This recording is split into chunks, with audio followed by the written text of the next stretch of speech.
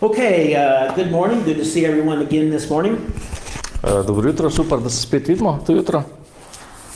Excited to get to be back together again and get to open our Bibles and see what God has to show us and what God has to say to us today. Navdušeni smo, da imamo Biblijo, pa pogledamo, kaj nam ima Bog danes zapovedati. I know, maybe for those who might be joining us online, we have been looking at the prophecies and pictures of Jesus in the Old Testament, looking forward to the one who would come in the New Testament. Se pravi, vi tukaj veste, da zadnjih nekaj tednov gledamo v bistvu tile slike Jezusa v Stari zavezi, ko bo pač Jezus prišel šele v Novi zavezi. And so last week we talked about Joseph. We're taking a bit of a longer step into the second book of the Bible today, looking at some of the story about Moses, though we'll talk more about him in a few weeks.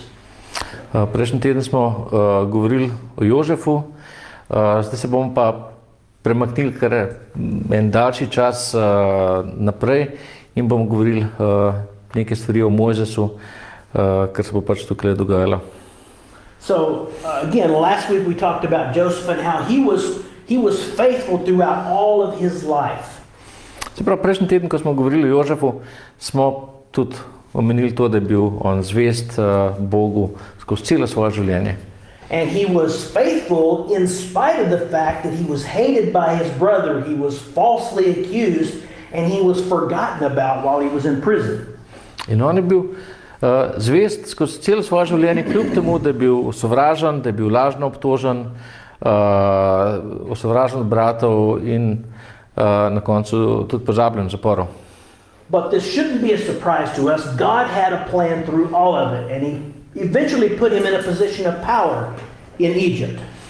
Ampak to nas v bistvu ne bi smelo presenečati, ker Bog je imel zanj načrt skozi ves čas in ga je na koncu tudi postavil na položaj moči v starem Egiptu. So everything that happened to Joseph had made him into the man that he was, and God gave him the maturity to say to his brothers who hated him and sold him into slavery, you didn't mean it for good, you meant it for evil, but God meant it for good.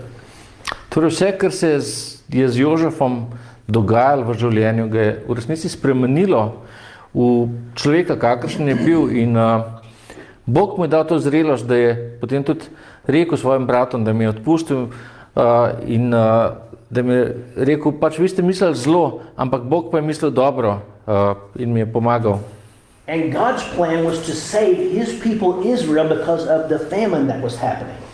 In Božji načrt je pa v resnici bil ta, da reši Izraelce pred lakoto, ki je prihajala. So because Joseph was like a big man in Egypt, he brought all of his brothers and their families to Egypt so that their lives could be saved. Torej, ker je Jožef postal pomemben človek v Egiptu, je tudi pripeljal vse svoje brate in družino v Egipt, da so se rešili. So Joseph, he not only saved his family, but he also saved the lives of the Egyptians too. In Jožef ni samo rešil življenja svoje družine, ampak je rešil življenja Egipčanov tudi. So now we see, after Joseph's death, the attitudes of the Egyptians, because now these Israelites are living in Egypt and they're beginning to prosper. And the attitudes of the Egyptians begin to change toward the Israelites. Videli pa bomo, da se je odnos Egipčanov do teh Izraelitov, ki so se priselili v Egipt, skozi čas, ker so te Izraeliti bili vse bolj uspešni, se je ta odnos spremenil. So they began to multiply in the land where they were foreigners. Se pravi, oni so se množili v deželi, kjer so bili tujci. They were not in the land that God had promised them anymore, and life is about to get very difficult for the Israelites. Torej, Izraelci niso bili v deželi, ki jim jo je Bog obljubil, in je zanje postalo življenje vse bolj težko. And that's what we see in the second book of Moses. I'm going to read from chapter 1, and I'll read verses 8 through 11. It says, Now there arose up a new king over Egypt, who knew not Joseph. And he said to his people, Behold, the people of the children of Israel are more and mightier than we are. Come now, and let us deal wisely with them, for fear they multiply. And if it happens that when there comes a war, they join up with our enemies and fight against us, and then they are able to escape from our land. Therefore they put over them taskmasters to trouble them and to make them slaves. Torej beremo drugo Mojzesovo knjigo, Eksodus, prvo poglavje, 8. do 11. vers, kjer piše: Tedaj je nastopil nov kralj v Egiptu, ki ni poznal Jožefa. Rekel je svojemu ljudstvu: Glejte, ljudstvo Izraelovih sinov je številnejše in močnejše od nas. Dajte, ravnajmo modro z njimi, da se ne razmnoži in ob kakšni vojski ne pridruži našim sovražnikom, da se ne bo vojskovalo zoper nas in odšlo iz dežele. Postavili so torej nad njimi rabotne priganjače, da bi ga stiskali s težkimi deli. Now, this enslavement there in Egypt, it continued for more than 400 years until it got so bad that the people of Israel, they finally cried out to God. And God heard them, and he decided to raise up a deliverer for them. Torej to suženjstvo Izraelcev v Egiptu je trajalo več kot 400 let in je postalo vse teže. Tako da so Izraelci začeli klicati k svojemu Bogu. In Bog jih je pa uslišal in jim je pomagal. So this one who's going to deliver them, his name is Moses. And as I said, we'll talk a little more about him in the weeks to come.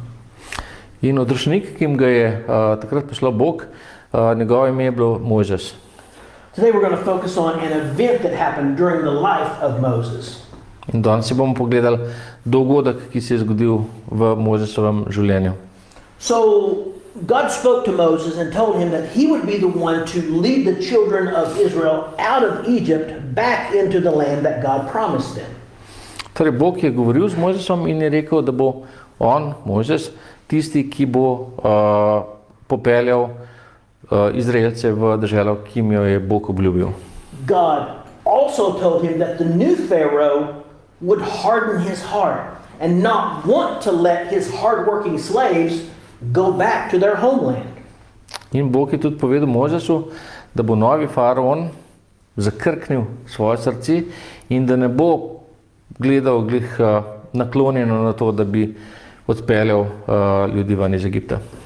Essentially what God is saying is it's going to take a lot to get Pharaoh's attention. So God is going to send plagues on them to show that God has power over the Egyptians and their gods. Torej Bog je rekel, da bo treba kar veliko narediti, da bi pritegnil faraonovo pozornost in zato, da bi pokazal svojo moč, je na Egipčane poslal kugo in druge nadloge.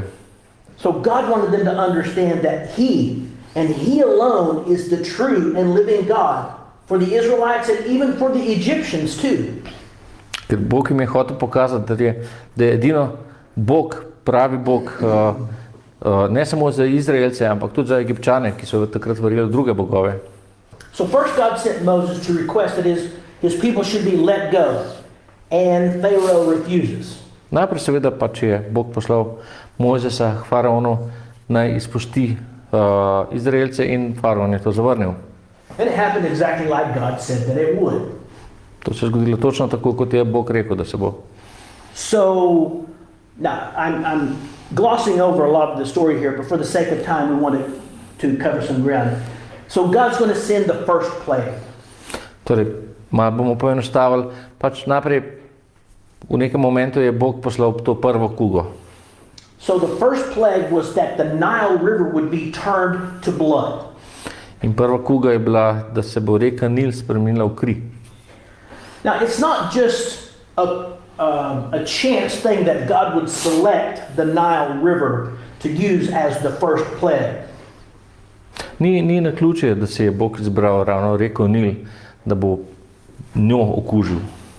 This showed God's power over this special river, as this Nile River was seen by the Egyptians as being the giver of life. Ker Bog je hotel pokazati svojo moč, ker za Egipčane je reka Nil reka življenja. So we know who the giver of life is, and he's not going to let anyone take credit for what he has done. Mi pa vemo, kdo je v resnici dajalec, gospodar življenja, in Bog ni hotel dopustiti, da bi kdorkoli drug imel zasluge za dajanje življenja. So this plague gets Pharaoh's attention, and he initially says they can go, and then he changes his mind. In te kuge končno so vzbudile faraonovo pozornost in faraon je v nekem momentu rekel, da lahko grejo, pa se potem spet premislil. So God brings more plagues, and it brings more problems to the Egyptians, and then Pharaoh changes his mind and says they can go. No, they can't go. Zato je pač Bog pošiljal še več kug, še več bolezni, še več nadlog nad Egipčani, in faraon se je stalno premišljeval, on se je odločil, da Izraelci lahko grejo, pa se je potem na koncu spet premišljal, da ne smejo iti. And we could go through each of these plagues and see how they were an attack on gods that the Egyptians worshipped, but we're going to skip over that and get to the 9th plague. In mi gremo lahko brati o vsaki tej kugi, kako je to bil božji napad na te egipčanske bogove, ampak bomo mečkom preskočili in bomo šli na 9. kugo. I would encourage you to read the story on your own. It is fascinating to see how God is overcoming these gods of the Egyptians. Spodbujam vas, da si sami mogoče preberete, da v Bibliji je cela zgodba, ker je zanimivo, kako je Bog se lotil teh egipčanskih bogov. So again, this 9th plague, it really hit the Egyptians hard because it was attacking one of their most important gods, the god Ra. 9. kuga je bila zelo pomembna, ker je dejansko napadla najbolj pomembnega egipčanskega boga, to je bil bog Ra. See, Ra was the sun god, and as the sun god, one of the things they believed is that he carried the sun across the sky each day. Ra je bil bog sonca in Egipčani so verjeli, da je ta bog tisti, ki vsak dan pelje sonce po nebesnem svodu. And so the Egyptians looked at Ra as one of their principal gods, one of their gods who created the universe and was the source of life as well. Egipčani so gledali na boga Raja kot na enega glavnih bogov, kot na tistega, ki je ustvaril vesolje in tudi tistega, ki tudi daje življenje. So this god Ra had a strong influence on the Egyptians, which led them to think he was one of the most worshipped there of all of the Egyptian gods, and even Ra was considered king of the gods. Bog Ra je bil zelo pomemben za Egipčane, imel je zelo močen vpliv nanje, bil je eden od najbolj oboževanih egipčanskih bogov in imeli so ga tudi za kralja vseh bogov. So God says, you worship Ra as the sun god. I'm going to show you that I have power over Ra. And he didn't allow the sun to shine for 3 days. Ter Bog jim je rekel, vi verjamete, da je Ra glavni bog, jaz pa vam bom pokazal, da imam jaz moč nad Rajem in ni dovolj, da sonce posije 3 dni. And the Bible describes this darkness it was so dark it could be felt. In v Biblija opisuje to temo in piše, da je bilo tako temno, da se je to dalo začutiti. Can you imagine what this was doing to the Egyptians? A si predstavljate, kako so se Egipčani ob tem počutili? But still, this was not the last plague. Ampak to še vedno ni bila zadnja kuga. The last one would force Pharaoh to finally admit that the God of Israel was the true and living God. Zadnja kuga je bila tista, ki je prepričala faraona, da je Bog edini pravi živeči Bog. So before this last plague, God takes Moses aside and prepares him to tell the Israelites that they need to prepare for this last plague. Bog pred zadnjo kugo govori z Mojzesom in mu reče, da naj govori z ostalimi Izraelci, naj se pripravijo na to zadnjo kugo. So I'm going to be reading from second book of Moses, chapter 12 now. And I'm going to read verses 3, 5 through 7, and then 11 through 13. So it's going to be a little bit of a lengthy reading, but second book of Moses, chapter 12. Exodus chapter 12. Give you a moment to get there. Torej, brali bomo zdaj 12. poglavje, malo bomo skakali 3. vers, 5. do 7. vers, 11. do 13. vers. Okay, everyone fine? Okay. It says, speak to all the congregation of Israel and say, in the 10th day of this month they shall take every man a lamb, according to the house of their fathers, a lamb for a house. Your lambs shall be without blemish, a first-year-old male. You shall take it out from the sheep and goats and keep it separated until the 14th day of that month, and the whole assembly of the congregation of Israel shall kill it in the evening. And now they shall take some of the blood and put it on the 2 side posts and the upper door post of the houses where they shall eat it. And in this manner shall you eat it, with your traveling shoes on, your shoes on your feet, and your staff in your hand, and you shall eat it quickly. It is the Lord's Passover. For I will pass through the land of Egypt this night, and will smite all the firstborn in the land of Egypt, both the man and animal. And against all the gods of Egypt I will execute judgment, because I am the Lord. And the blood shall be to you for a sign on your houses where you are. And when I see the blood, I will pass over you, and the plague shall not be on you to destroy you when I smite the land of Egypt. Torej piše, govorita vsej Izraelovi skupnosti in recita, 10. dan tega meseca naj si vsak priskrbi po eno jagnje za očetno hišo, po eno jagnje za hišo. Jagnje pa naj vam bo neoporečno, 1 leto star samec. Morate ga vzeti izmed ovc ali izmed koz. Hranite ga do 14. dneva tega meseca. Potem naj ga vsa zbrana Izraelova skupnost proti večeru zakolje. Vzamejo na nekaj krvi in z njo pomaže pod boja in nad durje hiš, v katerih ga bodo jedli. Takole ga jejte. Imejte ledja prepasana, sandale na nogah in palico v roki. Jejte ga naglo. To je paša za Gospoda. To noč pojdem skozi egiptovsko deželo in udarim vse prvorojence v egiptovski deželi, od človeka do živine, in opravim sodbo nad vsemi egiptovskimi bogovi. Jaz sem Gospod. Tedaj bo za vas kri znamenje na hišah, v kateri bivate. Ko zagledam kri, pojdem mimo vas. Pri vas ne bo morilne šibe, ko udarim egiptovsko deželo. So these are the instructions that God gave to Moses, and then Moses gave to the people. Torej, to so bila ti navodila, ki jih je Bog najprej dal Mojzesu, Mojzes pa jih je potem prenesel ljudem.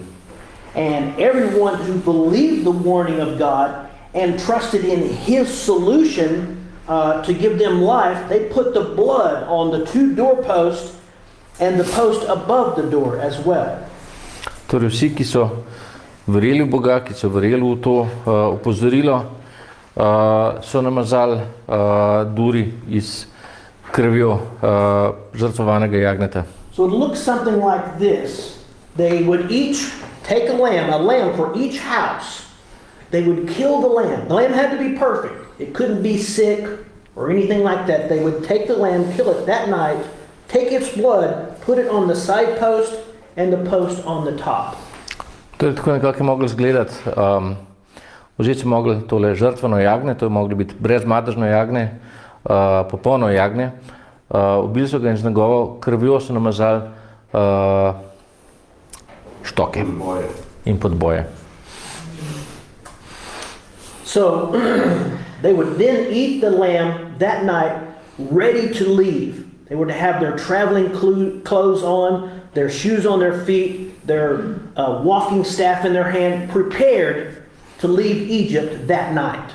Torej, potem, ko so na hitro pojedli jagnje, so bliže oblečeni, obuti, pripravljeni, da še isto noč zapustijo Egipt, da grejo. So, this is what they did that night. And they ate of the lamb, dressed and ready to go. In to so naredili to noč. Se pravi, oblečeni so pojedli jagnje in so bili pripravljeni na pot. Then came midnight. Potem je prišla polnoč. Now I'm going to read in Exodus chapter 12, verses 29, 30, and 31. And it came to pass that at midnight the Lord smote all the firstborn in the land of Egypt, from the firstborn of Pharaoh that sat on his throne to the firstborn of the captive that was in prison, and all the firstborn of the cattle. And Pharaoh rose up in the night, and he and all his servants and all the Egyptians, and there was a great cry in Egypt, for there was not a house where there was not one dead. And he called for Moses and Aaron by night and said, Rise up and get you out from among my people, both you and the children of Israel, and go. Serve the Lord as you have said. Also, take your flocks and your herds as you have said, and be gone, and bless me also. Torej beremo naprej 12. poglavje, 29 do 32. vers, kar se je pač dogajalo o polnoči, kjer piše: O polnoči je Gospod udaril vse prvorojence v egiptovski deželi, od prvorojenca faraonovega, ki bi naj sedel na njegovem prestolu, do prvorojenca jetnikovega, ki je bil v ječi, in vse prvence živine. In vstali so po noči faraon in vsi njegovi služabniki in vsi Egipčani, in nastalo je veliko pitje po Egiptu, kajti ni bilo hiše, v kateri ne bi bilo mrliča. Zato je po noči poklical Mojzesa in Arona in rekel: Vstanite, odidite izmed mojega ljudstva, vidva in Izraelovi sinovi, ter pojdite, služite Jahveju, kako sta prosila. Tudi drobnico in goved vzemite, kako sta prosila, in pojdite in še mene blagoslovite. Now someone might think, how terrible that God would kill all these Egyptians. Mogoče si lahko mislite, kako grozno, da je Bog ubil vse te Egipčane. How many plagues had they already gone through? How many chances did God give them to see that He was the real God? Čez koliko kuk so že šli, koliko priložnosti je Bog dal Egipčanom, da sprevidijo, da je on pravi Bog. This was the 10th chance that they had to believe God, to trust in God and trust in His solution. And yet, almost all of them rejected God. To je bila 10. možnost, da Egipčani sprejmejo Boga, da je on edina prava rešitev, ampak kljub temu so vsi, skoraj vsi, zavrnili Boga. So this last plague, plague of the firstborn, it even attacked the son of Pharaoh himself. In torej ta zadnja kuga, ko so bili pomorjeni vsi prvorojeni, je umorila tudi prvorojenega sina faraona. Now, we know even today that the pharaohs thought of themselves and presented themselves as gods to the people of Egypt. Mi vemo, da so se v tem času faraoni nasploh predstavljali kot bogovi Egipčanom. This final plague showed once again that there is no God other than the one true and living God. Ampak to besedilo nam ponazarja, da ni nobenega drugega Boga, kot je pravi in edini Bog, živi Bog. And it also shows that anybody who hears His warnings and follows His instructions can live.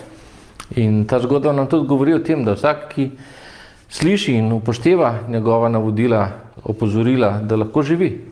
But they've got to follow His instructions exactly. Ampak njegovim navodilom je treba točno slediti. They can't try to escape death their own way. Ljudje ne morejo zbežati smrti na svoj način. Imagine if there were people, maybe some who thought in that day, wow, this talk about blood is a little scary to me. I don't like to think about blood. Zamislite si, recimo v tem času, da je nekdo rekel, ta kri se mi zdi grozna, nočem se umazati s krvjo.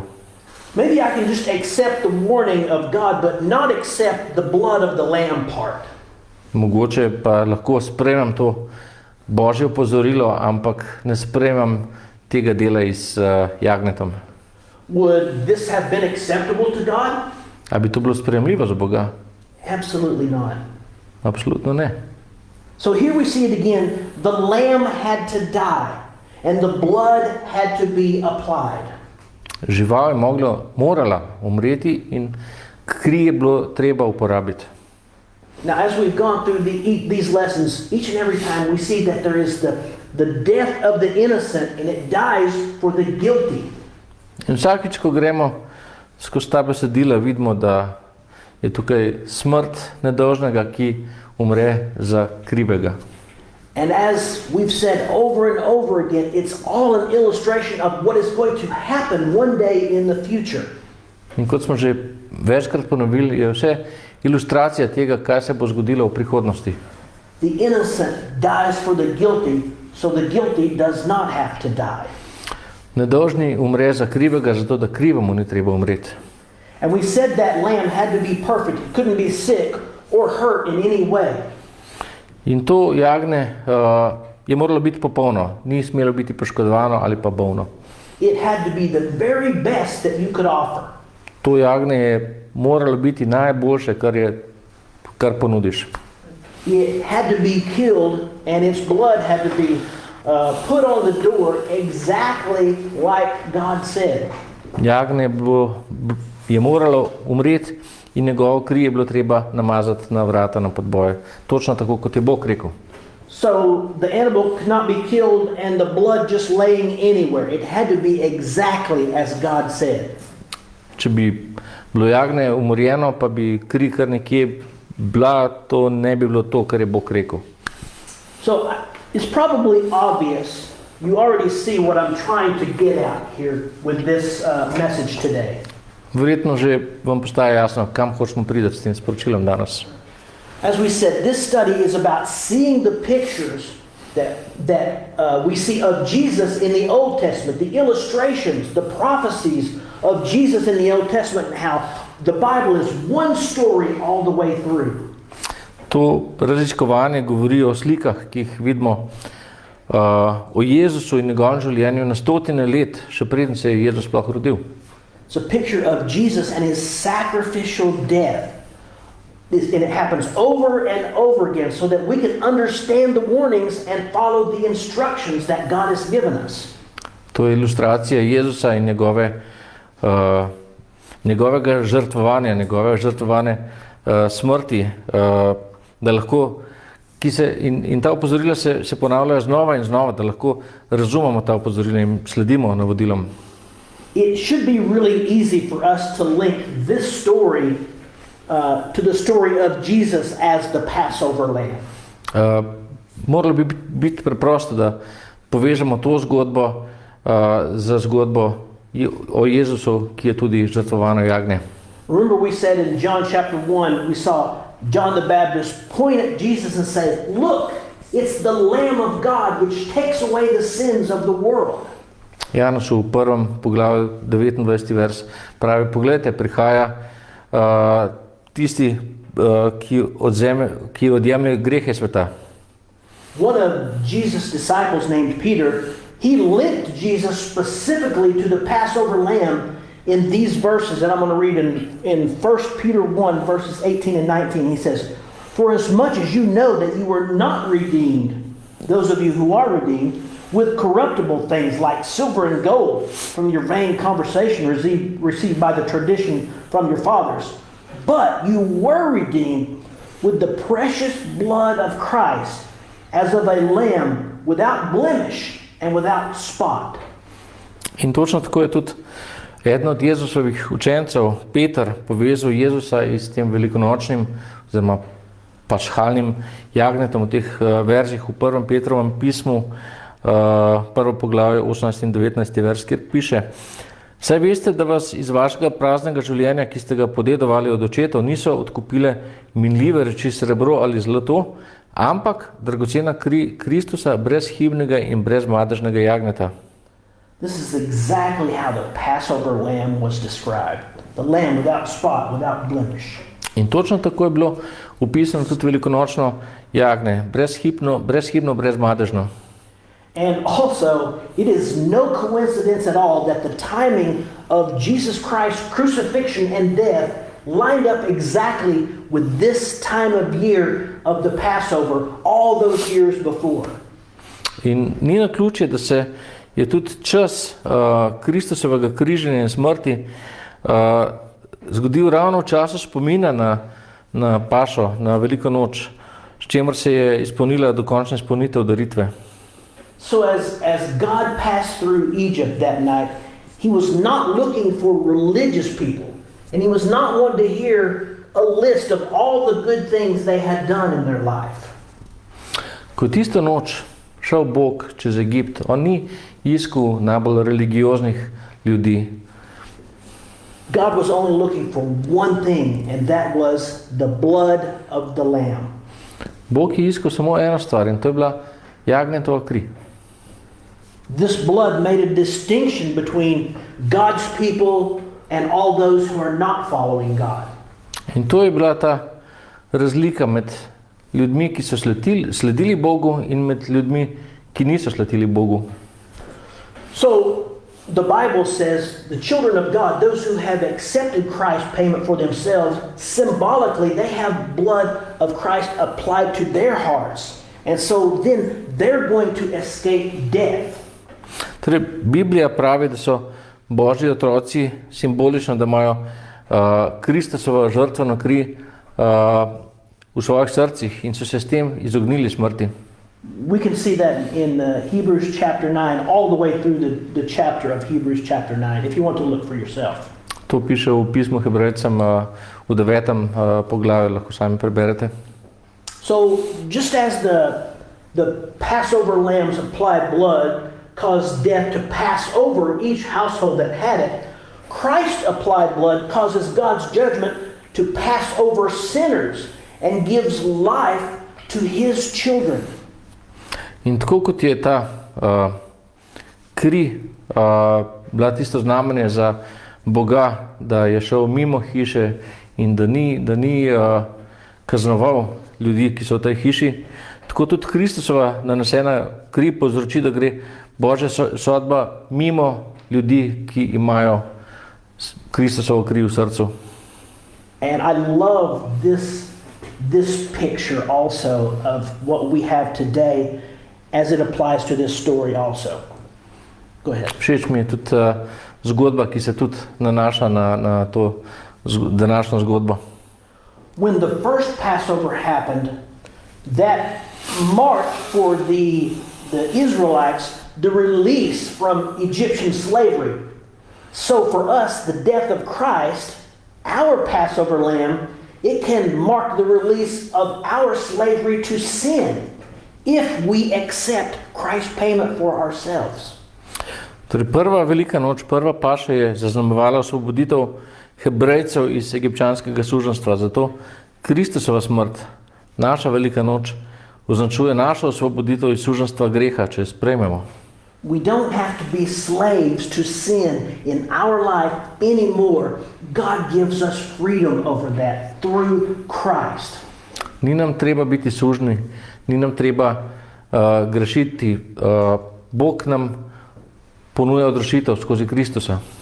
God's enemy, Satan, always wants to bring our past sins to our mind to keep us defeated, to keep us in a bad place. God says, I've forgiven that sin if you agree with me, if you've accepted me, and you don't have to think about that sin anymore. You don't have to be defeated by that sin anymore.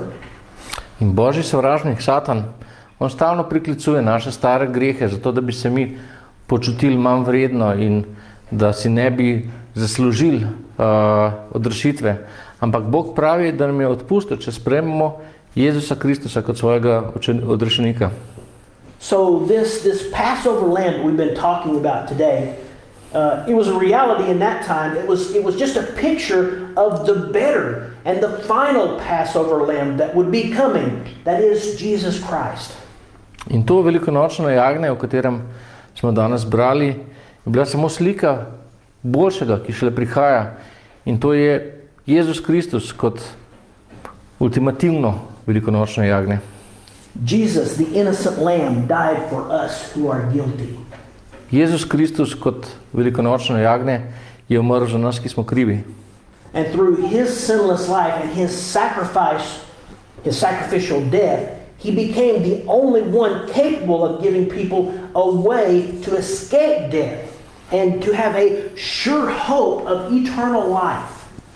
In on, ki je živel brezgrešno življenje, ki je umrl na tak žrtvovalen način, je edina možnost za nas, da pridemo do večnega življenja. I like to read my Bible, and I've said this many times, I like to put myself into the place of the people that I'm reading about. I like to insert myself in the situation and try to see what they're seeing, try to feel what they're feeling. Ko berem Biblijo, se rad postavim v vlogo ljudi, ki so živeli v tistem času. Hočem čutiti, kaj so oni čutili, hočem razmišljati na način, kot so oni razmišljali. So put yourself in their shoes and try to imagine what that night was like for them, what they were feeling. In postavite se v čevlje teh ljudi, kakšna je bila za njih ta noč, kako so se počutili. When God passes through, and if he sees no blood, death comes to that house, and the firstborn in all the land of Egypt, from the firstborn of Pharaoh to the firstborn of the captive in the dungeon. Predstavljajte si, kako je bilo, ko je Bog šel čez Egipt, pa tam, kjer ni bilo krvi, je udaril in ubil prvorojenega sina, ne glede na to, ali je bil to prvorojeni sin faraona, ali je bil to prvorojeni sin jetnika. So it didn't matter if you were rich or poor, if you had high status or low status. Vseeno je bilo, ali si bil bogat, ali si bil reven, ali si imel visok ali pa nizek status. It didn't matter. There was no house that was exempt from the judgment of the Lord. To ni pomenilo nič, to je bilo vseeno. Nisi bil izvzet od Božje sodbe. The only thing that God looked for was the blood on the post of the door. That's what separated God's children from everyone else. Vse, kar je Bog iskal, je bila kri na podbojih. To je ločilo Božje sledilce od vseh ostalih. Imagine sitting in a house and the blood is on your door and on your side post, and you're eating the lamb and you're dressed and ready for travel. Zdaj si predstavljaj, da si v tej hiši, ki ima namazane podboje s krvjo, oblečen, ješ jagnje. Through the last 9 plagues, you had seen God's hand in action. And imagine how that might make you feel. In ves čas si videl to Božjo roko v akciji. Predstavljajte si, kako se počuti. And imagine midnight comes, and imagine what you might hear across all the land of Egypt. In predstavljajte si, ko je prišla polnoč, kako je bilo v tej egiptovski deželi. The silence of that night is broken by cries from neighboring houses as the Egyptians discovered the death of their firstborn. Ko je to tišino noči zmotilo klicanje Egipčanov, ki so našli mrtve sinove. I don't know if they felt these emotions, but I think maybe I would. The Israelites look at each other and maybe they begin to get a little worried. Is the blood still on our door? Is the blood still enough? Jaz si predstavljam, da če bi bil takrat Izraelc, pa bi videl, kaj se dogaja, bi se vprašal, pa bi bil malo zaskrbljen, a je kri še na naših vratih, a je kri dovolj? From the inside, they could not see the outside of the doors. Some might have had to hold back the urge to go out there and just make sure that it's still there. Ko si znotraj hiše, ne vidiš, kakšne so vrata, kakšni so podboji na zunanji strani. Nekateri so verjetno šli ven, pa so pogledali, če kri še tam. Maybe some had perfect peace in knowing and trusting what God said when he said, "When I see the blood, I will pass over your house." Mogoče so nekateri imeli popoln mir v srcu, ker so vedeli, da bo Bog izpolnil svojo obljubo in ker so vrata namazana s krvjo.